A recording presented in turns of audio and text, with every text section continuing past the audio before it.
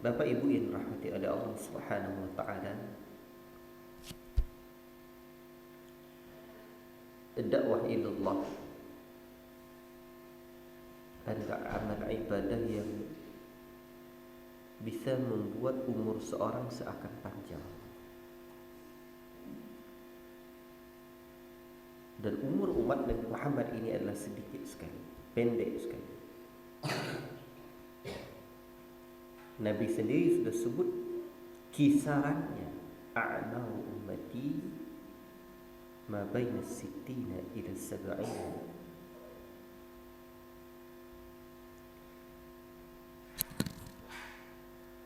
Umur umatku hanyalah kisaran 60 sampai 70 tahun. Sementara umur umat Nabi Nuh dan nabi-nabi sebelum kita ratusan tahun. Ada yang 800 tahun,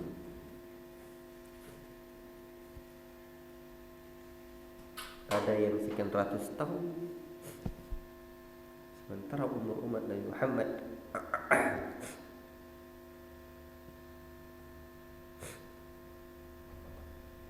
maka untuk itu, agar umur umat Nabi Muhammad ini mendapatkan seperti yang didapatkan oleh umat-umat sebelum kita, ada syariat dakwah ilallah yang akan membuat manfaat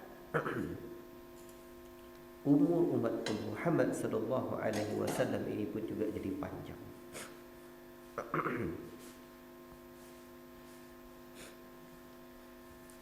Itulah manfaat atau buah dari dakwah ilallah itu sendiri. Akan tetapi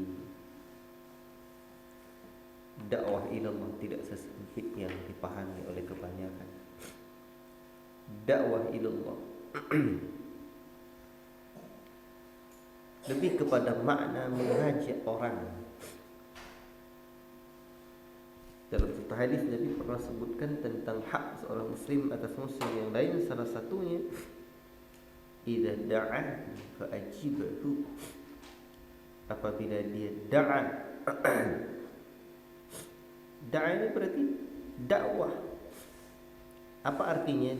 Mengajak. Apabila dia mengajakmu makan di walimahan, maka datangilah. Maka berdakwah artinya adalah mengajak orang.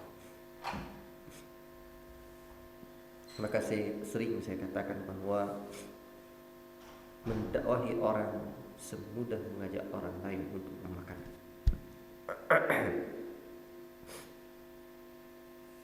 Maka untuk itu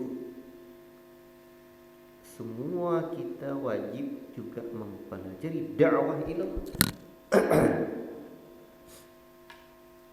Bahkan di desa-desa, di kampung-kampung yang berdakwah itu adalah bukan ustaz yang berceramah, iya. Yang berdakwah itu adalah kita sendiri, jemaah-jemaah, kawan-kawan yang sudah mulai kenal dengan kajian-kajian ini. Maka untuk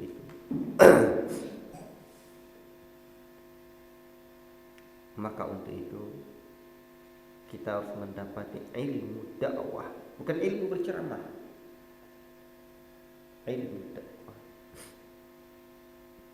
Dan dakwah ilallah ini wajib hikmah. Maka Allah Ta'ala ajarkan kepada kita, ud'u ila sabili rabbika bil hikmah. Berdakwahlah kepada Rabbmu dengan cara hikmah. Ud'u di sini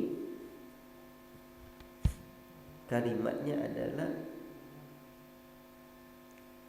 fi'il amr. Fi'il amr itu bermakna perintah. Maka untuk itu di dalam berdakwah wajib hikmah. Wajib hikmah. Timbul pertanyaan, apa itu hikmah? Hikmah itu dijelaskan oleh Imam Ibnu Qayyim rahimahullah taala, atau secara bahasa dulu, wad'u syai'i fi mawdi'ihi, meletakkan sesuatu pada tempatnya, itu hikmah. Dan Al-Imam Ibnu Qayyim rahimahullah taala terkenal ucapan beliau tentang hikmah ini, fi'lu ma yanbaghi 'ala al-wajhi alladhi yanbaghi fil waqti alladhi yanbaghi, melakukan sesuatu yang harus dilakukan dalam bentuk yang sebagaimana mesti dan pada waktu yang tepat untuk dilakukan. Itulah dia hikmah. Maka berdasarkan penjelasan Al-Imam Ibnu Qayyim rahimahullah ta'ala ini, definisi hikmah itu ada 3. Yang pertama, sesuatu yang tepat, bendanya itu tepat, yang diberikan itu tepat.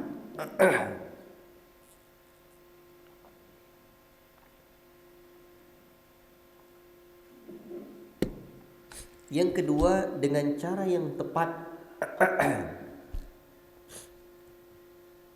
Ucapannya tepat, cara tepat, yang kita buat juga tepat, pada waktu yang tepat. Namanya di sini mau buat program yang dibuat tepat, caranya tepat, waktunya tepat. Itu hikmah. Maka untuk itu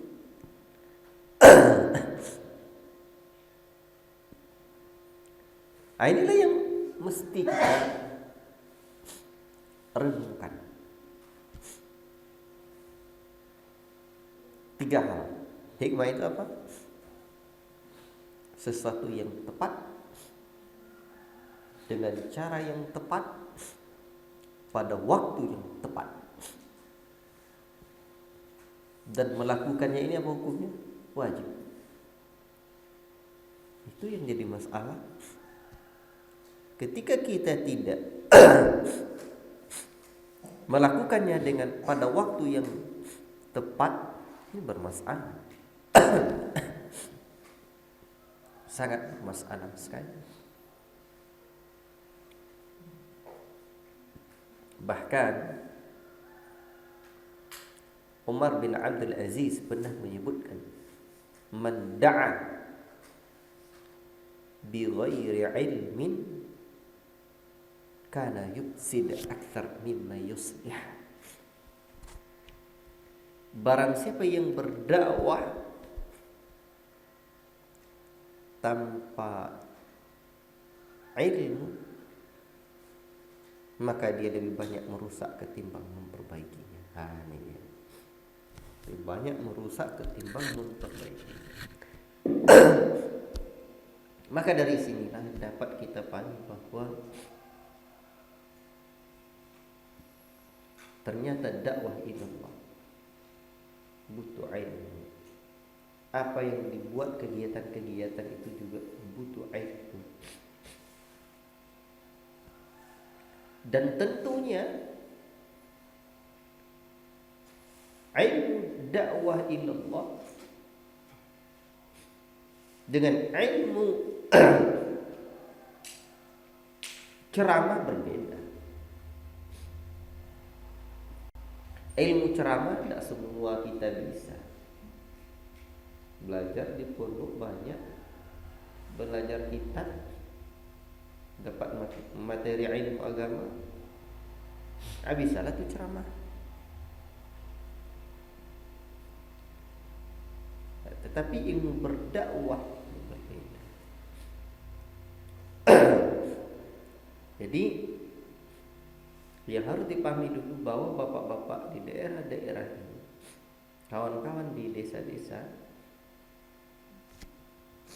itu, mereka juga, kita juga berdakwah bagaimana memulai dakwah, bagaimana merancangnya. Ini harus kita lakukan.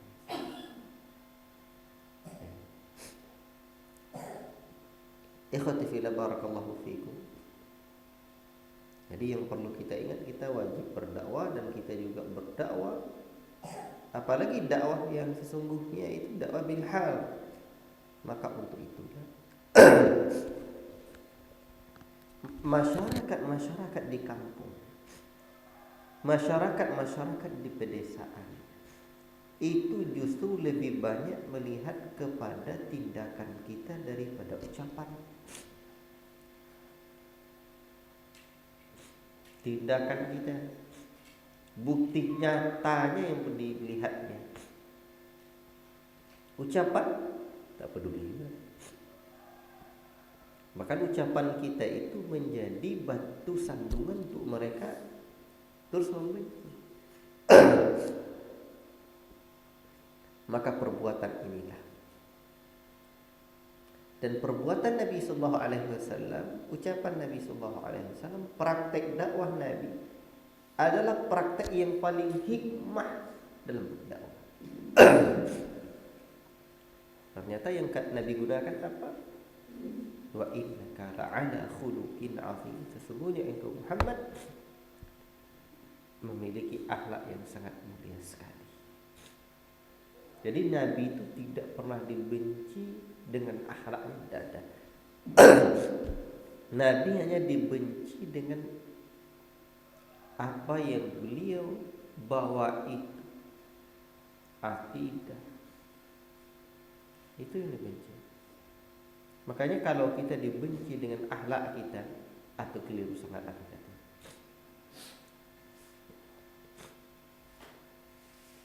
Bapak Ibu yang dimuliakan Allah Subhanahu wa taala.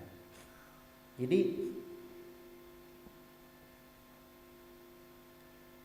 ada sebuah perjalanan dan praktek dulu ketika Syekh Muqbil bin Hadi rahimahullah taala masih hidup, pembawa dakwah tauhid ini ke negeri Yaman. Dulu beliau belajar di Madinah, di Saudi, bukan Madinah.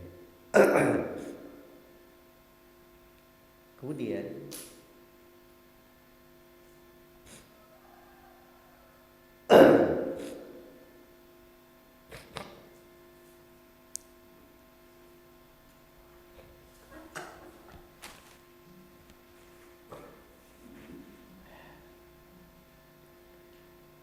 jadi ketika beliau berpulang berdakwah ke negerinya di kampungnya, dah sekian lama, dah sekian tahun,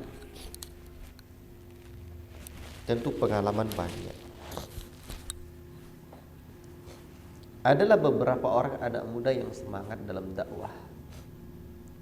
Dia melihat ada kuburan-kuburan di tempat di mana kuburan itu menjadi tempat peribadahan di sana.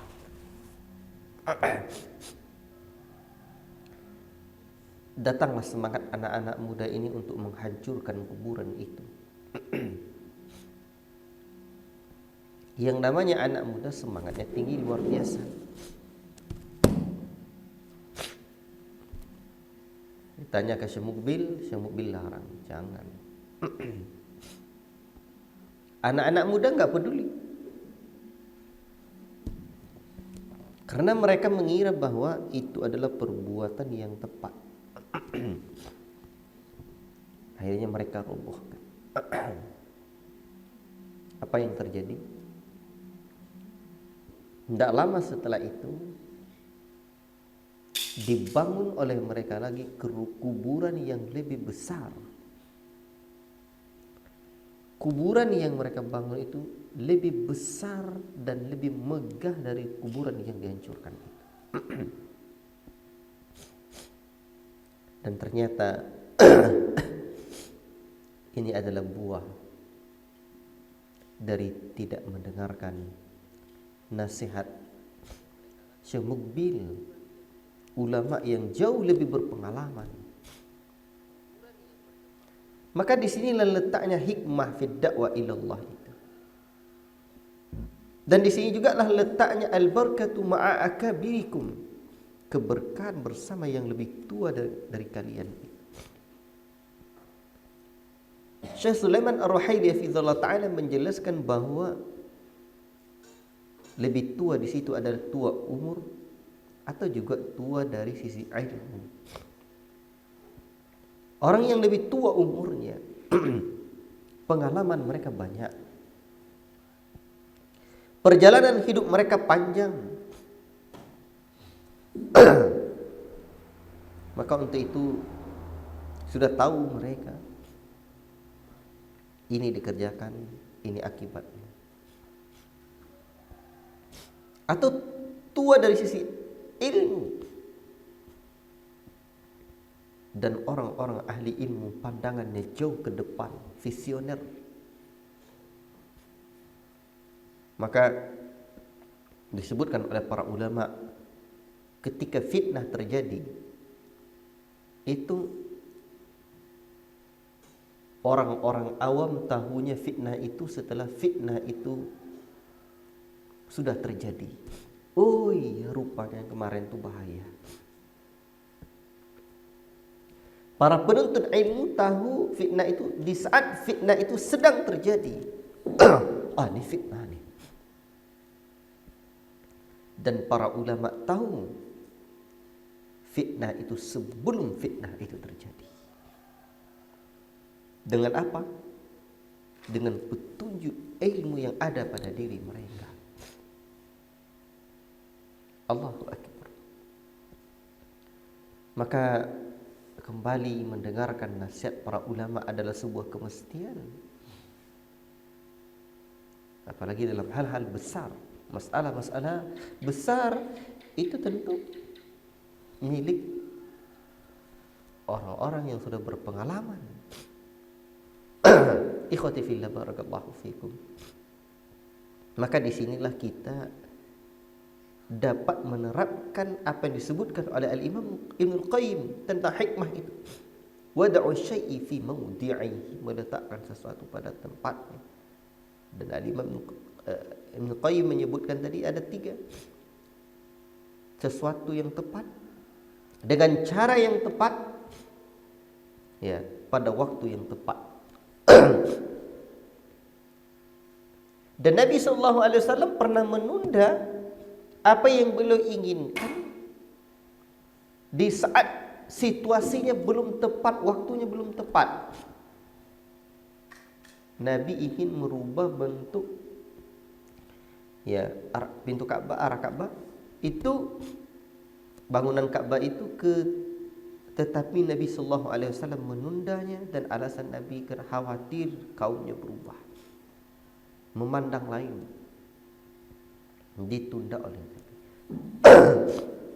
Maka untuk itu, ketika dakwah ini wajib hikmah, ini kita terapkan. Misalkan di sini apa yang paling tepat kita buat, apa yang paling tepat kita lakukan. Maka butuh kematangan dalam berpikir. Dakwah ini tidak gebiah uyah saja, tidak main hantam kuromo saja. Baik, ikhwati fillah, barakallahu fikum. Kemudian setelah kita memahami kondisi ini, memahami 3 hal ini, untuk mendapatkan 3 hal itu kita perlu ilmu lain lagi. Seperti kata Syekh Mubil bin Hadi rahimahullah ta'ala, untuk dakwah itu ada 3 ilmu yang harus dikuasai. Ma'rifatu al-ilmu bima yad'u ilaihi, ilmu yang akan didakwahkan. Yang kedua, ma'rifatu halil mud'awin, mengetahui kondisi orang-orang yang didakwahkan itu seperti apa, dipetakan. Ini ilmunya dada nih. Kondisi orang-orang yang didakwahkan itu bagaimana? Petakan. Masyarakat Sukaraja ini masyarakat apa? Siapa? Bahkan juga daerah-daerahnya, orang Minang, orang Jawa, orang pendatang lainnya, orang Medan. Petakan. Setelahnya kita lihat keyakinan-keyakinan yang ada, latar belakangnya. Oh, ternyata masyarakat di sini ada yang masyarakat Nahdliyin, ada masyarakat Muhammadiyah, ada masyarakat yang ngaji di MTA, ada yang tidak peduli dengan agama. Setelah mengetahui kondisi-kondisi masyarakat itu, barulah kita masuk mengetahui metodenya, asalib ad-da'wiyahnya. Apa metode yang paling tepat? Maka di sana juga kita perlu melihat tokoh-tokoh di sana siapa saja, data ustadz-ustadznya mana saja. Maka balik lagi kepada pertemuan kita sebelumnya, bahwa ada masyarakat umum, ya, ada tokoh-tokoh umat, ada kalangan-kalangan tertentu, metode pendekatannya berbeda. Pada pertemuan yang lain sudah saya sebutkan metode buat kajian itu. Itu ada beberapa hal. Ada yang bentuknya tidak kajian umum saja, tapi bentuknya seminar, pelatihan. Itu yang diundang ustadznya jangan tanggung-tanggung, doktor. Sebab pesertanya siapa? Ustadz-ustadz, tokoh-tokoh umat. Yang sudah pakar di bidang itu datangkan. Dan ketika yang hadir itu adalah tokoh-tokoh umat, dan yang mengisi adalah orang yang lebih stratanya lebih rendah dari yang hadir itu, mana pula mereka srek buatkan seminar, buatkan pelatihan. Bahkan ada juga bentuknya kadang-kadang untuk tokoh-tokoh tertentu, tokoh masyarakat atau tokoh-tokoh tertentu yang tidak begitu membenci dakwah ini, ketika ada acara-acara penting, kita buat TK, nanti peresmian TK, penerimaan rapor, atau ada acara event-event tertentu, diundang tokoh-tokoh itu. Ketika diundang, minta dia memberikan kata sambutan dari salah seorang tokoh masyarakat. Di situ mereka merasa dihargai.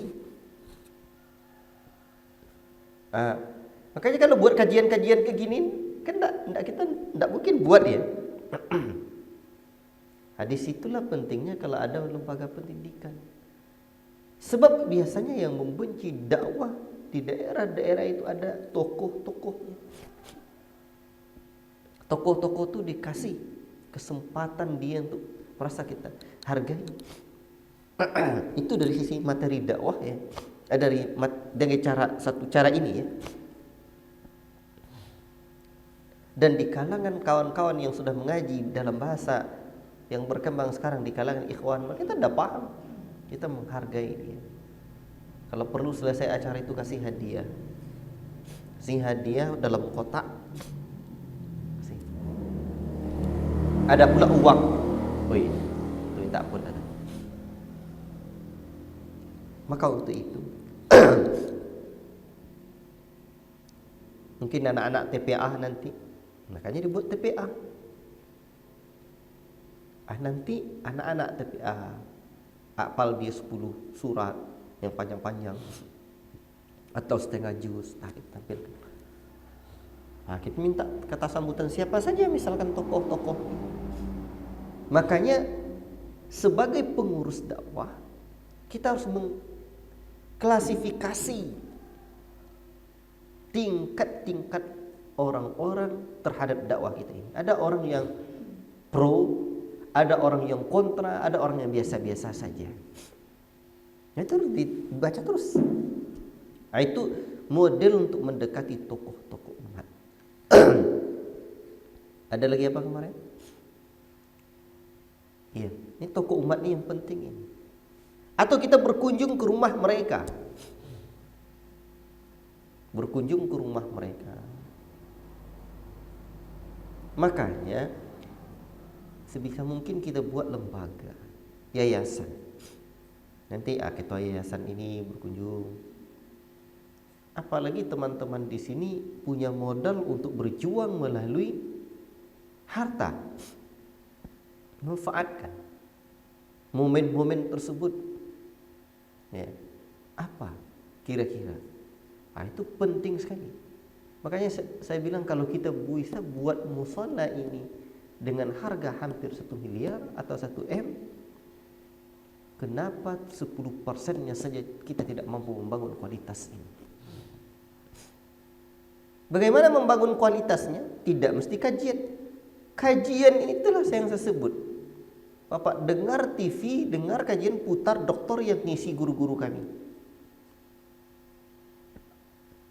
Yang paling penting itu bagaimana ketika kita ke daerah-daerah ini, ilmu tentang bagaimana dakwah ini. Relakan habiskan uang untuk membangun kualitasnya. Itu cara mendekati masyarakat. Makanya kita juga harus punya tokoh. Di kalangan kita harus juga punya tokoh. Siapa? Makanya di situ penting ketua yayasan sehingga nanti nampak, oh ini ketua yayasan ini. Jelas. Dan ketua pengurus-pengurus yayasan itu terus belajar bagaimana cara berdakwah ilallah. Nggak bisa. Kajian-kajian itu update terus keilmuan. TPA. Bagaimana buat TPA? Buat MDA misalkan. Karena perlu MDA sini apa? Baik. Saya kembali kepada bentuk masyarakat lagi. Ada masyarakat yang berkebutuhan khusus. Orang yang cacat. Jangan lewatkan satu nih. Ada anak-anak yatim. Jangan orang lain yang lebih cepat.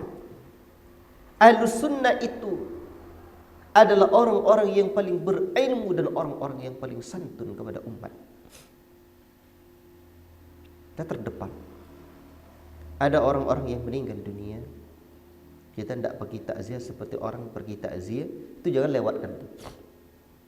Kalau di sini ini ada tidak budayanya? Saya sebelumnya sudah saya sampaikan juga. Ya, waktu cerita-cerita dengan kawan-kawan. Apa yang bisa kita berikan? Kita berikan. Ketika ini kita sepelekan, kita sendiri yang mengeksklusifkan diri di tengah-tengah masyarakat kita. Tapi Ustaz, bada al-Islam ghariban wa sayaudu ghariban kama bada'a fatuba lil ghuraba. Ini keliru lagi. Islam awal datangnya asing maka akan kembali asing di akhir zaman. Bahagialah orang-orang yang terasing ketika itu. Itu namanya mengasing-asingkan diri. La ilaha illallah. Dan sikap seperti itu tuh perlu kita lakukan. Pendekatan, terus pendekatan. Dan nanti akan ada orang-orang yang memang dia tidak akan berubah menjadi seperti kita pemahamannya. Tapi setidaknya dengan kita mendekatinya, dakwah ini tidak diganggu. Kita baik kepada dia, dakwah tidak diganggu. Akhirnya dia memasang sikap. Ada salah seorang ustadz salaman dengan saya. Saya lama merenungkan kamu, katanya. Saya lihat-lihat, kamu sama juga seperti saya. Bagaimana tentang perjuangan masyarakat ini, katanya. Udahlah, kalau pemahaman itu dari dulunya tidak akan pernah berakhir juga perbedaan-perbedaan itu. Pokoknya kita sama-sama, salam dia sama saya, kita berjuang kita untuk masyarakat ini, katanya. Itu Ustadz pernah dia mengadukan saya ke MUI. Dia sendiri lagi yang datang. Kemarin kami teleponan juga. Maka menentramkan suasana dakwah itu penting. Apalagi di sini mulai rutin kajian. Nanti ketika rutin kajian di sini nanti ada lagi masyarakat itu yang akan membuat kajian tandingan. buatnya lagi. Diundangnya ustaz yang paling kontroversi. Ustaz yang paling kontroversi itu diundang. Dah makin hirup pikuk deh, makin panas. Makanya kita harus pasang badan.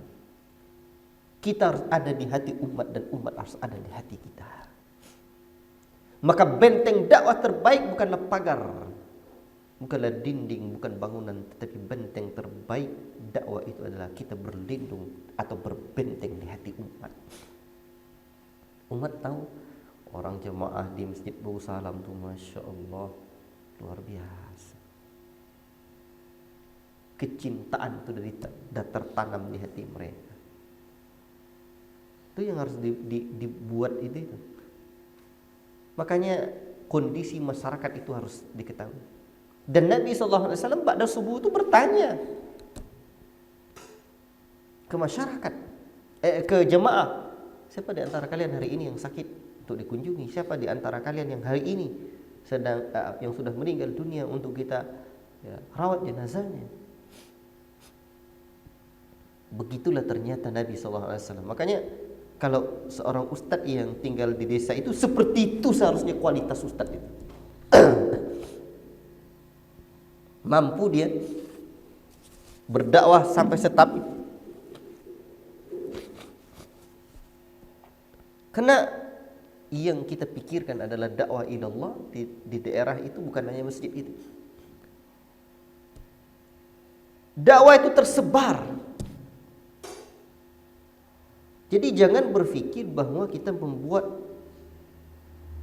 terbesar tapi tidak tersebar, jangan. Biarlah tidak besar satu tempat tapi tersebar. Tersebar di hati umat. Baiklah. Itu dari sisi ini baru, Pak. Belum lagi ya. Bagaimana mendekati pemerintahan kita agar mereka tidak ini kepada kita ya. Maka saya butuh kawan-kawan yang terus belajar. Kalau untuk tokoh umat bentuknya seminar, pelatihan, untuk kalangan ikhwan ngaji kitab. Ngaji kitab. Terus ngaji kitab. Untuk masyarakat umum buat kajian tematik. Makanya nanti ada saatnya kita buat acara-acara undang wali murid orang umum itu. Wali murid ada acara TPA. Itu jangan sampai kajiannya bahas-bahas apa pula, tapi tentang kenikmatan, kebahagiaan anak-anak menghafal Quran dan tingginya derajat orang tua dengan anak-anak menghafal Quran. Temanya umum, itu kajian tematik, tapi kajian tematiknya bahas yang menyinggung orang itu bahaya juga. Makanya ustadz yang diundang itu perlu betul-betul harus ditengok-tengok. Jangan semangat-semangat saja. Saya karena keliling ke daerah-daerah, tahu betul saya bagaimana banyak ustadz-ustadz itu sendiri yang merusak dakwah di beberapa daerah itu. Seperti yang saya ceritakan tadi malam. Salat Isya dia jadi imam, atur salat dia 2 rakaat. Masyarakat umum banyak tuh. Anda bisa lagi ngaji di sana. Itu bahaya. Atau ketika ada pertanyaan, tak. Jadi jangan asal ustaz nampak di televisi bagus terus kita undang, enggak. Kecuali kalangan-kalangan kita yang memang betul-betul sudah memahami dan meyakini manhajus salaf ini. Bisa tuh. Di sinilah mungkin yang perlu kita renungkan. Baik. Ini udah panjang juga pertemuan yang lalu saya sampaikan. Ya. Ya udah panjang. Sebenarnya untuk jamaah-jamaah bagaimana sikap kita terhadap masyarakat itu perlu contoh lagi. Enggak apa-apa. Nanti saya dalam pertemuan-pertemuan saya sampaikan lagi. Untuk kita saja sekarang. Sikap kita dengan masyarakat itu penting sekali. Ya, menjaga bahasa kita, menjaga pakaian kita, menjaga ucapan kita. Kita nih 180 derajat, Pak. Perubahan kita dari sebelum duduk mengaji dulu. Dulu peci seperti peci dia tuh, hitam. Seperti anak saya tuh, Sekarang peci udah putih. Awak Pak Haji belum? Masyarakat sebut yang peci putih itu cuma Pak Haji. Kita enggak nih. Enggak berubah satu. Dulu awak tak berjenggot, sekarang berjenggot lain pula modelnya. Dulu pakaian baju koko, sekarang baju Pakistan. Celana cingkrang pula tuh. Coba kita sadari dulu bahwa model pakaian seperti itu tuh memang aneh di tengah masyarakat kita. Tapi kalau pergi kita ke Budarda, ke RJ, ayalah pula sama. Model pakaian bapak ni masuk juga nih. Jadi ketika model kepakaian kita juga sudah berat, tambah lagi bicara-bicara kita, ingat itu. Ini dipahami itu dulu betul. Makanya saya masih tetap mempertahankan seperti ini karena biar aja. Orang dia mengakui saya, tidak mengakui saya orang Sunnah, terserah aja. Kalau mau tahu tentang kajian saya tentang manhaj, hadir di majelis khusus saya bahas manhaj. Bagaimana tegasnya sikap saya dalam masalah manhaj. Karena permasalahan manhaj ini harga mati. Ya.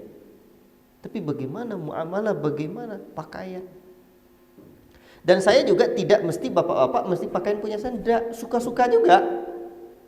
Suka-suka kita juga. Ya, seperti Ustaz Muhammad Wujud itu ke jubah terus, beliau enggak apa-apa. Tapi kita harus memahami bahwa diri kita ini memang asing nampak oleh masyarakat. Dengan begitu kita harus cari cara lain. Bagaimana agar kita hadir di hati mereka. Maka nanti ketika ada kajian, jumpa kawan-kawan, biasanya saya tengok ada orang meninggal, kunjung sana. Kamu besok hadir enggak kajian daurah Ustaz Abdul Hakim? Misal nih, orang yang dengarkannya daurah apa pula? Ustaz Abdul Hakim, mana ya? Terbayang pikiran dia tuh, langsung cari di itu. Ditanya lagi di masjid mana dia? Di masjid RJ. Apalah RJ ini? Sudah 3 hal yang membuat kepala mereka pusing.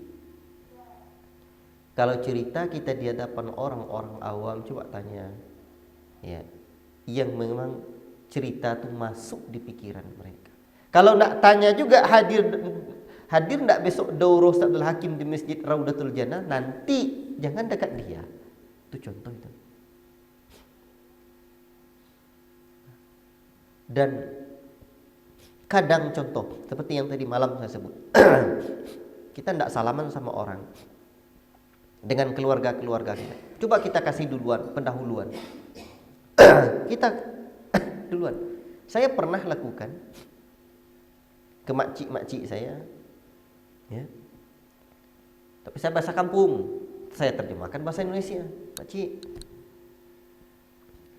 mohon maaf saya tidak salaman. Ya. Jangan marah sama saya ya. Tidak sombong juga saya bilang. Kalau bahasa kampung kan lebih akrab lagi dia dengan mereka. Mereka dah maklum ya, tidak apa-apa katanya. Elok juga dia sama saya. Tapi begitu mereka salam, terus tidak mahram kita, itu kaget dia seketika. Tapi kita kasih maklum dulu. Saya tidak salaman, dengan marah makcik. Maklum dia. Kalau perlu setelah itu tuh nampak yang paling cemberut, kasih dia uang.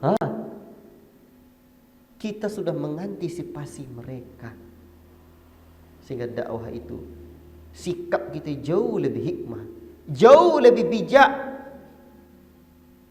Ini contoh-contoh. Dan ibu-ibu misalkan sebelumnya jilbab, tidak pakai jilbab, terus jilbab dalam pula, sekarang lain lah.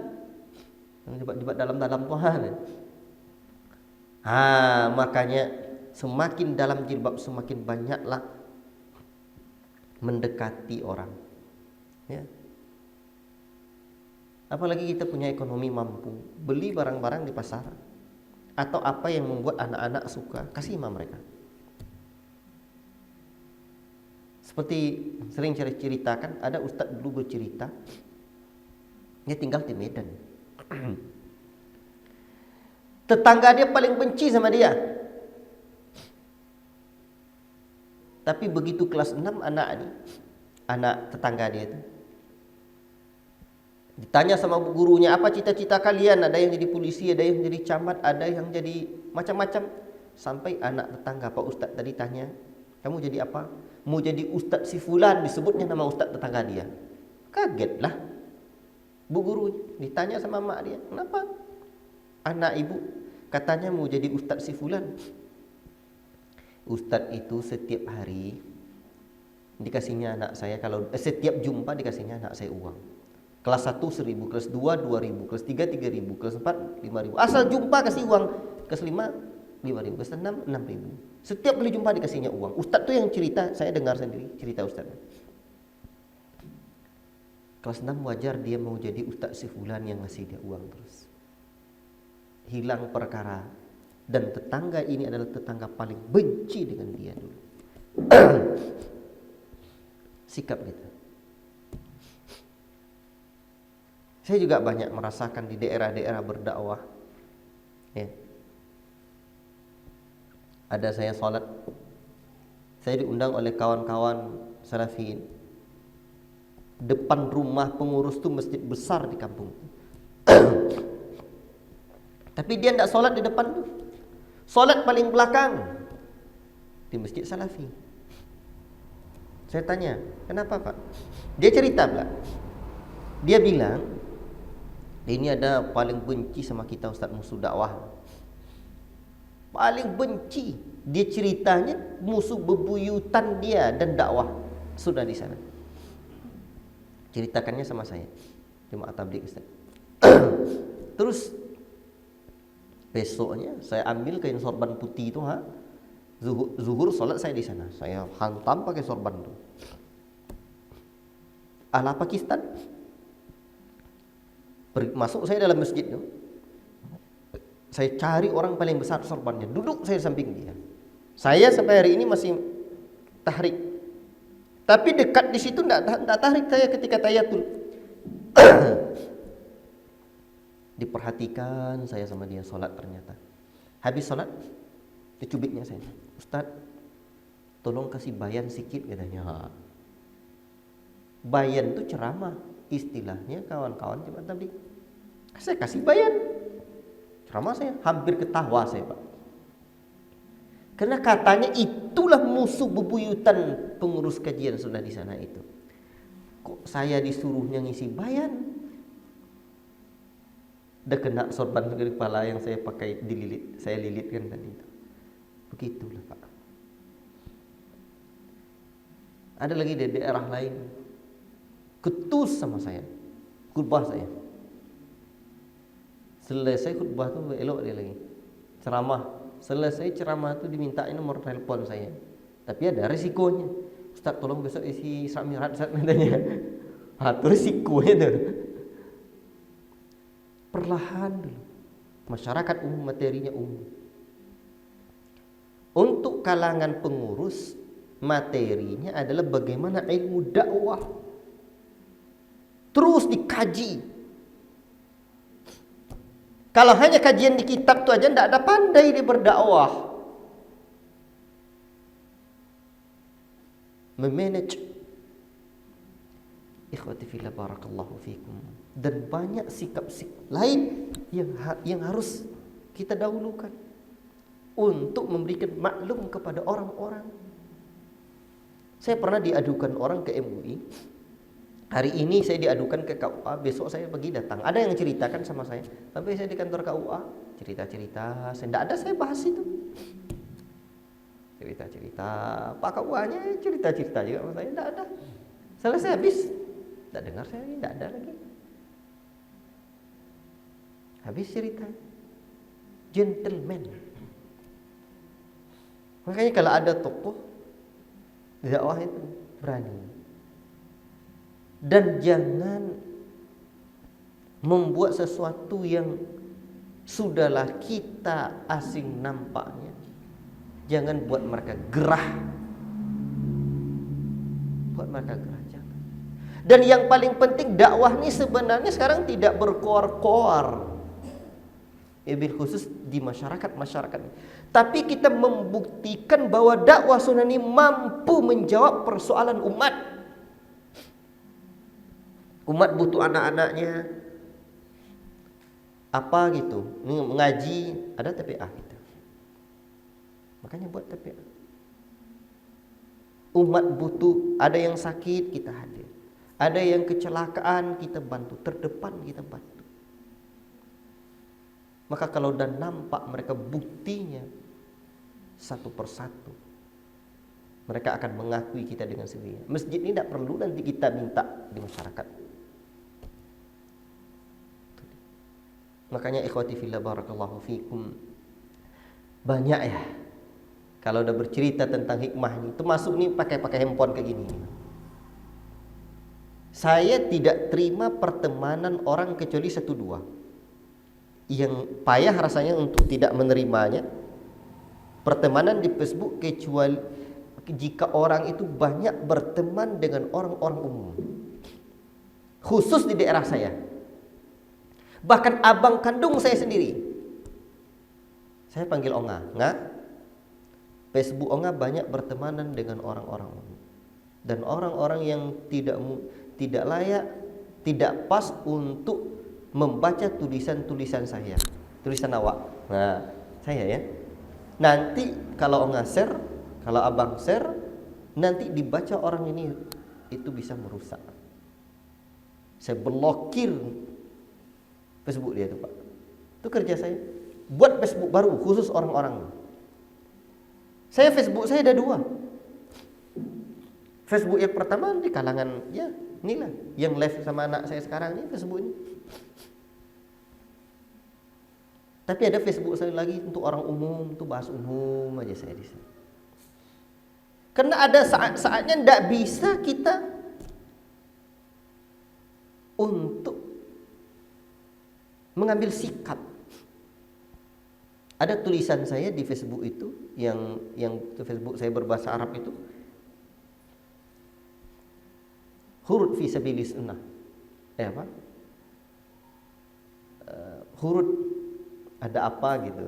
Fi sabilis sunnah ada apa gitu. Apa judulnya kemarin? Itu tuh banyak yang membaca dan itu berat. Dan itu 1, 2, 3 banyak yang batalkan pertemanan dengan saya. Entah itu orang-orang yang hobi hurut atau gimana, nggak tahu saya. Cuman saya sudah membuat ini Facebook saya untuk orang di kalangan orang salafi, dan ini Facebook saya untuk orang kalangan orang, sehingga nampak. Alhamdulillah Pak, saya dilipat kain itu tidak pernah didebat oleh masyarakat. Kata ketus tokoh-tokoh itu saya tidak ada. Perlahan. Cuman memang risikonya saya tidak begitu nampak. Jadi kadang-kadang kawan-kawan tidak sabar, pengen saya tampil di masjid masyarakat, di masjid umum. Sabar. Biarlah hidup kita seperti cacing di dalam tanah, diinjak-injak orang, tapi satu saat kita dicari. Ini udah beberapa waktu ini kan saya tinggal Pekanbaru. Ini pulang nih, alhamdulillah saya udah telepon-telepon sama ustadz-ustadz tokoh-tokoh masyarakat nanti. Insya Allah saya akan mulai lagi.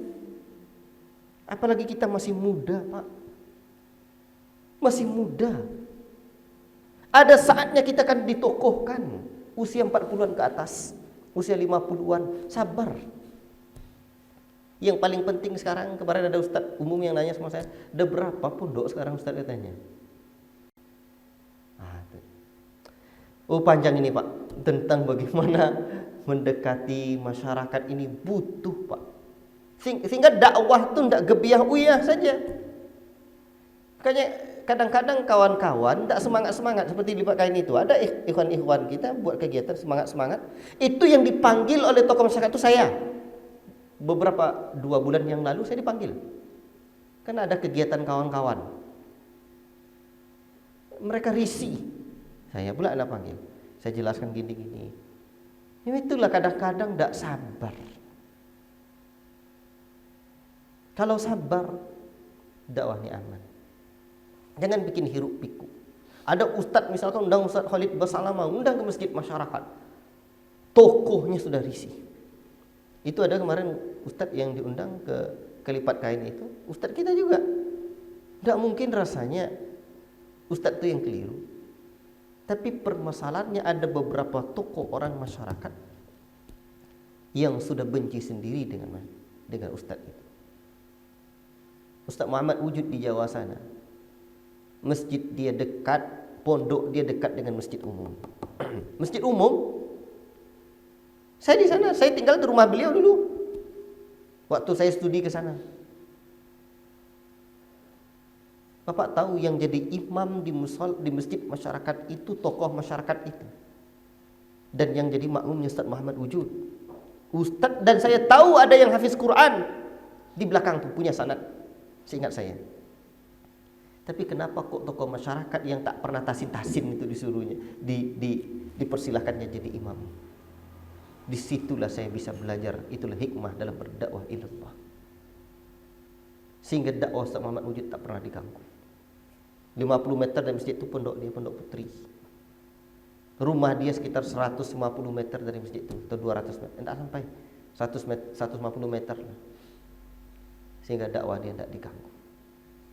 Allahu Akbar. Kita tidak datasin aja sedikit, tak betul bacaannya, tak sabar. Butuh waktu kita. Jadi kadang-kadang teman-teman tidak memahami. Seperti ada satu masjid sekarang di desa saya sana, di Lipat Kain Utara sana. Itu masjid itu udah banyak ikhwan kita nih, jemaah nih. Kalau saya disuruh jadi imam, saya suruh yang lain, jarang saya jadi imam. Kalau saya balik sholat di sana. Tapi saya tengok, jadi kadang-kadang sholat itu di masjid masyarakat itu tidak mesti kita keluar aja langsung. Saya duduk di belakang imam tuh. Duduk belakang imam. Habis, karena kan tadi belum jumpa. Dia yang bid'ah itu hukumnya tadinya salam, terus salam lagi, diyakini setelah selesai sholat wajib salam. Itu yang jadi bid'ah, mesti salam. Tapi asal jumpa salaman boleh. Saya mau salam dan jumpa dulu. Makanya pernah saya sholat jenazah, dan itu keluarga salah seorang guru ngaji dulu. Pernah dia jadi guru ngaji saya dulu. Jadi saya sholat persis di belakang imam tua. Ustadz ngangkat tangan tidak pas baca doanya, tidak ngangkat tangan juga saya, tidak ada saya. Tidak pernah saya ngangkat tangan. Saya ini salafi. Menurut saya salafi itu begini. Hikmah fi dakwah ilallah. Habis acara-acara itu dekat dia cerita kami. Masya Allah nyaman dia. Di Facebook saya yang umum itu berteman saya dengan dia. Nyaman dia. Cuman kita kan nggak tahan belakang imam yang baca wirid kayak gitu tuh. Ada tahan kita. Sampai kadang imam tuh tinggal sendiri lagi baca doa. Kitanya senang. Gasaklah situ. Itu kita tuh. Kitanya senang. Adalah. Tengok. Jemaah tak mau lagi ikut. La ilaha illallah. Padahal di saat yang sama itulah yang membuat imam itu marah. Coba sabar, tahan, duduk di belakang tuh dulu. Salam semuanya. Assalamualaikum Ustaz, Pak, kabar Pak, cerita sedikit itulah yang membuat mereka senang dengan kita. Akhirnya mereka meyakini biar kita berbeda, tapi kita tetap ada persaudaraan dan ukhuwah. Orang tidak tahu di lipat kain itu, apalagi ikhwan-ikhwan itu kadang-kadang tidak tahu mereka. Saya mendekati ustadz-ustadz di lipat kain itu dengan model seperti ini, sehingga aman, asli. Padahal anak-anak pondok saya itu anak paling nakal se-Riau nih. Kalau tidak se-Indonesia Pak. Kabur kami cari. Apalagi kalau yang sekarang udah ambil program dari Depak, enggak seperti itu lagi. Pindah ke pondok-pondok yang belum resmi. Kabur dia cari lagi. Masyarakat tuh apa? Ada yang ini kan saya enggak malu. Kenapa? Memang pondok saya pondok bengkel. Ada yang jumpa oleh masyarakat jam 2 malam bawa parang, dia bawa apa, mungkin mau buka-buka rumah masyarakat, ditangkap sama masyarakat. Tidak ada masyarakat marah sama kami.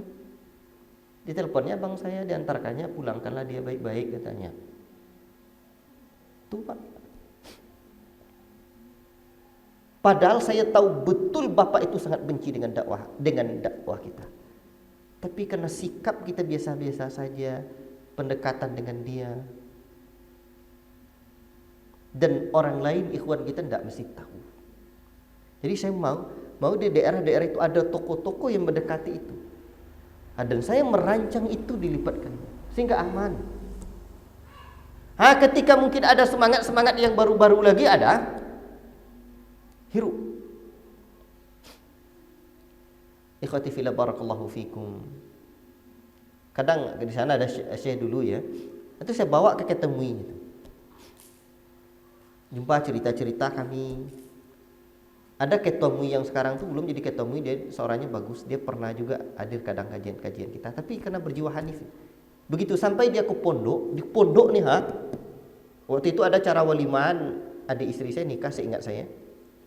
Datang Pak tuh, saya persilahkan Bapak tuh jadi imam. Jadi imam Pak, enggak mau saya. Jadi imam dia Pak. Saya tahu kalau di masjid umum kalau dia jadi imam hantam wirid-wirid setelah sholat.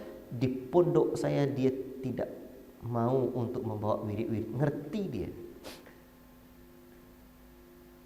Makanya alhamdulillah sebagian ustaz di Pat Kain itu ngomong sama saya, Ustaz kalau di tempat Ustaz hantamlah Ustaz, apa mau sampaikan. Kami cerita-cerita. Kadang ada ustaz di sana itu ngajak saya, Ustaz makanlah kita sama makan minum-minum katanya. Kemarin saya nelpon seorang ustaz juga, saya pula ngajak dia makan Ustaz. Cerita. Semeli kita perlu Pak hal untuk itu. Untuk apa? Apakah kita namanya bergaul dengan ahli bid'ah? Tidak. Netralisir keamanan dakwah ilallah kita. Apalagi ini Pak di daerah ekstra ini basicnya adalah basic banser. Yang seperti itu tuh perlu dijaga. Kalau tidak kita jaga, apa kata Ustaz Muhammad Wujud sama saya, kadang Ustaz Firdaus, kalau ada masjid kita yang ini dibubarkan kajian kita perlu merenung dan introspeksi diri lagi, kata beliau. Itu Pak, tidak membumi, tidak kita dekati masyarakat kita. Makanya dipetakan dulu siapa kira-kira di sana itu nanti yang akan menghadang kita, itu PDKT dulu sama dia. PDKT dulu sama mereka. Inilah mungkin sudah jam 6.18 ya. Mungkin di antara ya, mungkin di antara hal yang perlu kita renungi. Tapi terus belajar ini Pak. Terus belajar dan terus belajar. Tidak bisa. Alhamdulillah Pak, dengan cara dan sikap saya seperti ini, alhamdulillah saya diterima berdakwah di masyarakat kampung. Belum lagi saya cerita balik ke kampung saya di Ludai sana, tidak ada orang Salafi sana saya jumpai Pak. Alhamdulillah tidak ada masyarakat tuh terima kita mereka. Tidak ada yang marah mereka sama kita. Tidak ada pondok kita di sana. Mushola kita jadikan pondok. Sekarang kita lagi bangun juga di sana. Ada caranya lagi. Buat bangunan kami pakai mereka. Terus dakwah saya ke Talang Mama, kepala desa itu yang ngajak saya sampai ke dalam-dalam toa, tidur kan di rumah mereka. Masak-masak tim saya itu di dapur istri dia tuh. Sebab ibu-ibu ini hobi ini masak-masak. Di Pulau Penyalai sana tidak ada ceramah-ceramah. Awal saya datang tidak ada ceramah, dekat aja. Untuk ibu-ibu tuh aja masak-masak. Hobi ibu-ibu tuh masak-masak. Ayah mungkin kayak ginilah. Perlu diskusi panjang. Ini perlu coaching ya. Tidak hanya sekedar mendengarkan teori-teori ini, tetapi bagaimana praktek nyata di lapangan itu. Butuh, Pak. Butuh hal-hal yang perlu kita renungi, yang perlu kita resapi ya, yang perlu juga diskusi terus. Ini pas tidak, ini bagaimana, ini seperti apa. Wallahu ta'ala a'lam bishawab. Inilah kesimpulan dari, ini salah satu contoh nih, dari hikmah itu. Apa tadi kata Imam Ibnu Qayyim tentang hikmah?